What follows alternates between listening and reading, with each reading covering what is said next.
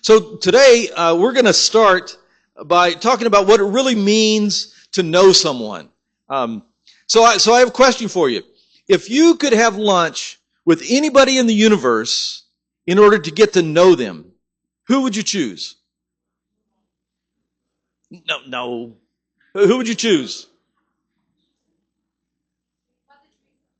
Mother Teresa would be an interesting person to get to know. Who else? Okay. Okay, good. That's a good answer. Who else? Teacher's pet. Teacher's pet. I don't know who said it. Who said it? Okay, John. Who would you choose? Brock Purdy. Brock Purdy? Yeah. Wow. Brock Purdy, the quarterback? Yeah. Why would you choose him? Man, I know Brock Purdy. I'm his biggest fan. Memphis Wow. State, drafted last. Wow. You know, Mr. Irrelevant, but then came in and saved the 49ers. You know, he had a 3.88 GPA in high school, and then he also had a 3.66 GPA, academic All-American at Memphis State. I mean, I know Brock Purdy so well. Wow. He even invented the Dougie dance. You know? Wow. That is impressive. But you said that you already know Brock Purdy. I know him. He's like my brother. Wow. Wow. Totally know him. Hey, He's legendary. Isn't that Brock Purdy there? Excuse me, are you Brock Purdy?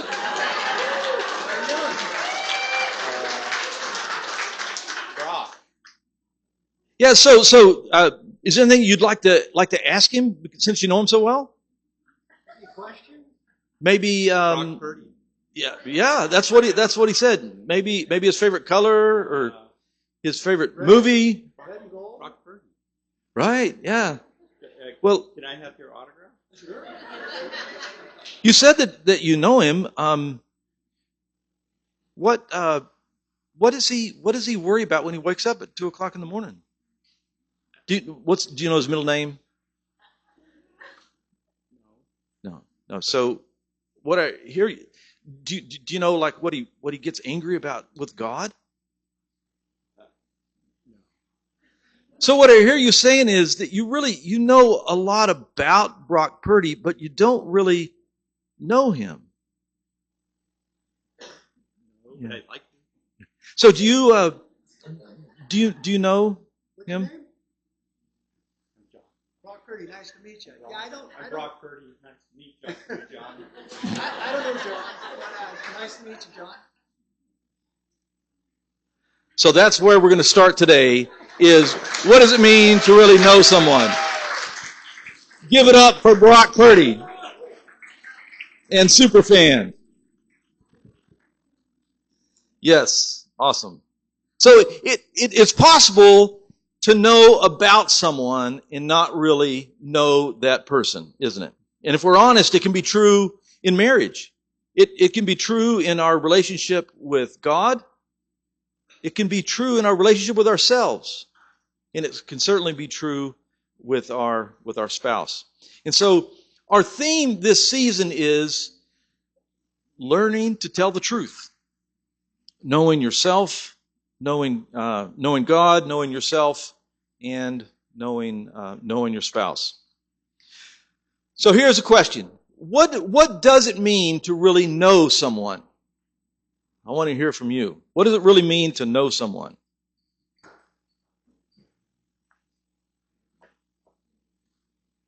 Sherry, you were going to say something. I saw it. No, or Julie. No?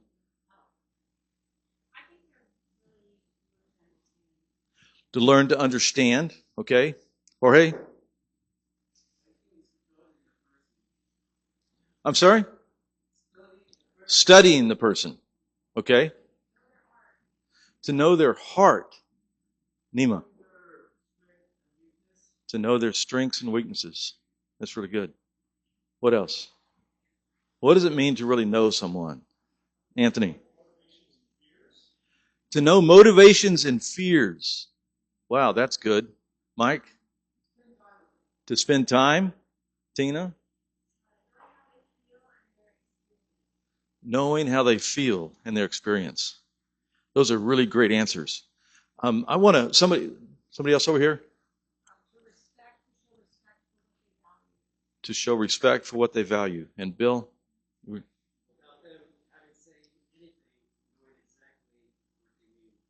Ah, you've been married a while, haven't you? Yes. Over here? Yes.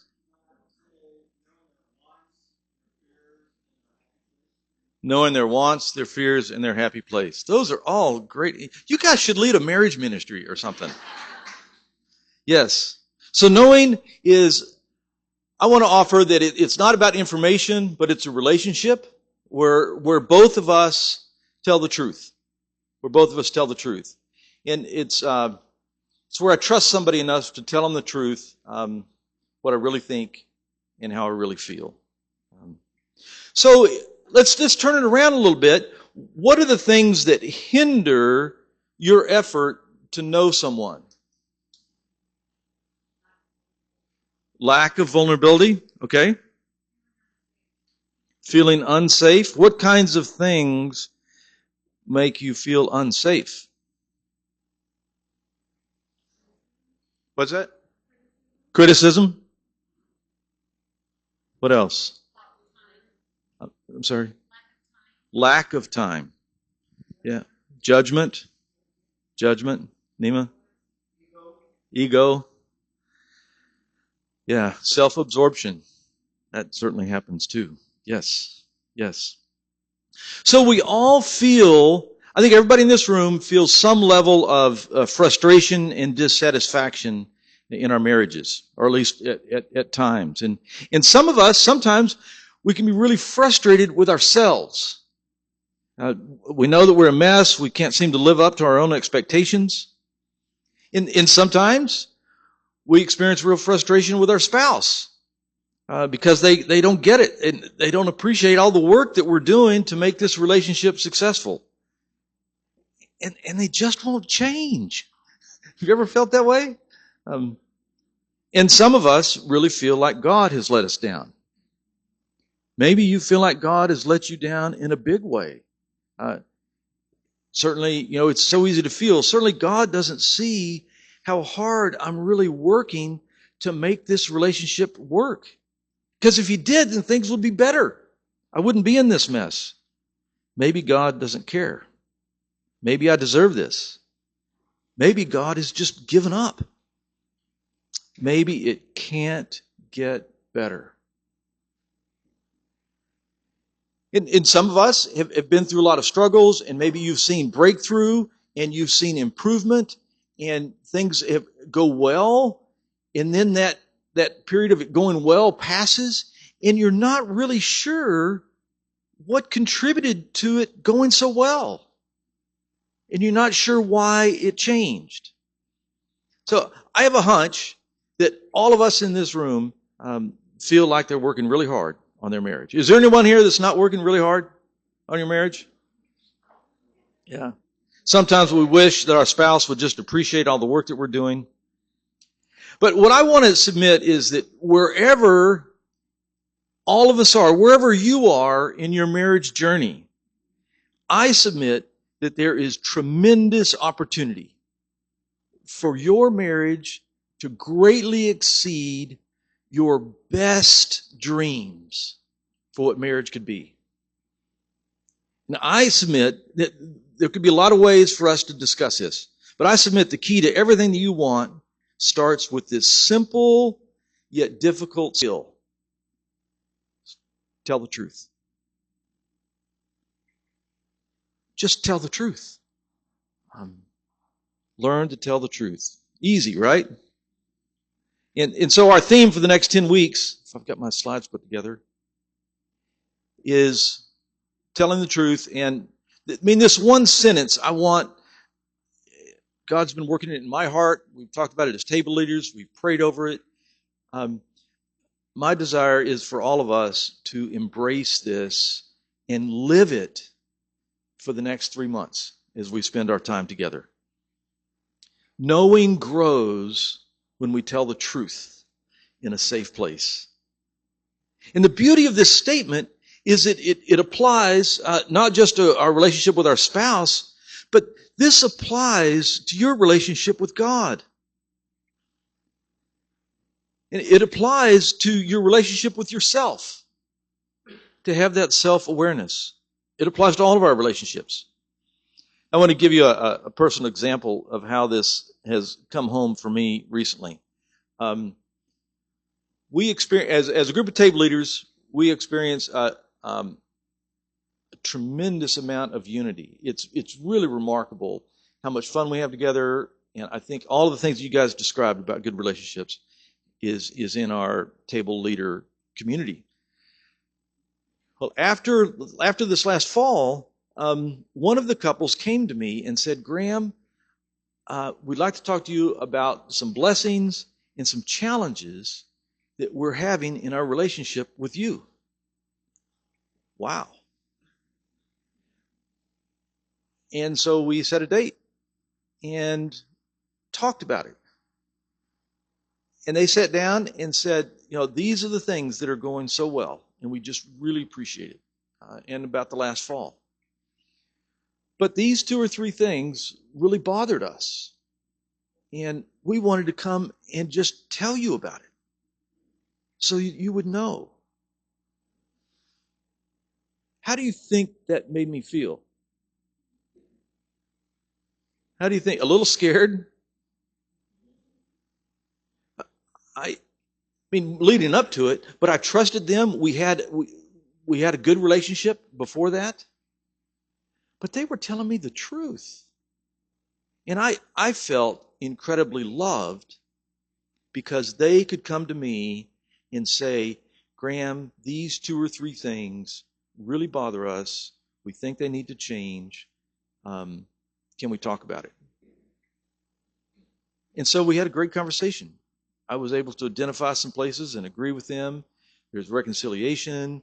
There's not any sense of resentment or bitterness among us. It was a beautiful experience. But how did it, and we know each other better as a result. But how did it happen? How did it happen? They were willing to tell the truth in a safe place. Wow. It was a wonderful experience. I want all of our relationships to be like that. And so what we're going to do over the next many weeks is unpack this sentence. Next week, we're going to look more specifically about how our relationship with God is described by this sentence. As week 2. And then week 3, we're going to talk about how our relationship with ourselves, our self-awareness, is described by this sentence. And then in weeks 4 to 9, we've got 2 weeks with Chuck Starnes is going to be with us again he's a relationship coach. He's a former pastor. He's got tons of experience coaching individual couples. And he's going to come give us some communication skills so that we can know our spouse better, to tell the truth in a safe place.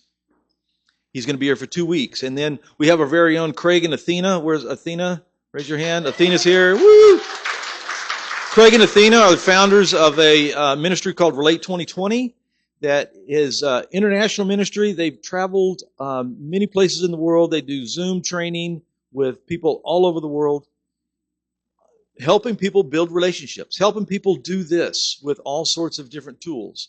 And so they're going to have some time with us in March.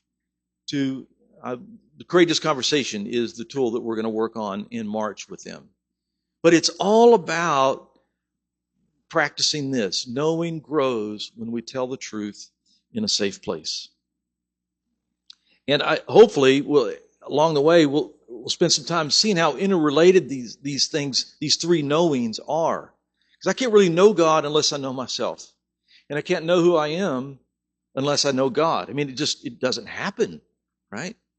And if I'm going to know Carla well, then I have to know who I am. And so all of those things fit together in God's beautiful design of personhood and being part of the body of Christ with Him as the head. And so we talked about this back and forth, and what we decided for today, what we want to do is start easy. Start really easy and give you a chance to think through and discuss at your tables this sentence. What does it mean that knowing grows when we tell the truth in a safe place? And so your table leaders have they've got a table leader guide, but all of you should have a copy of these discussion questions. You've got a front and back. It's kind of a tan sheet of paper. One side is discussion questions, and the other side is table guidelines. And so I'm going to give it over to the tables here in just a second. And table leaders, this is your time to start off with about 10 minutes of going through the table guidelines. And this is our way of building safety, providing safety at our tables to talk. Nobody has to talk. Nobody's going to be made to talk today. We just don't do that. But your table leaders are just going to go over those guidelines to kind of set the table for how we want to build these relationships. And then the discussion questions on the other side of the sheet of paper to give you a chance to think through why it is or how it is or whether you agree that knowing grows when we tell the truth in a safe place.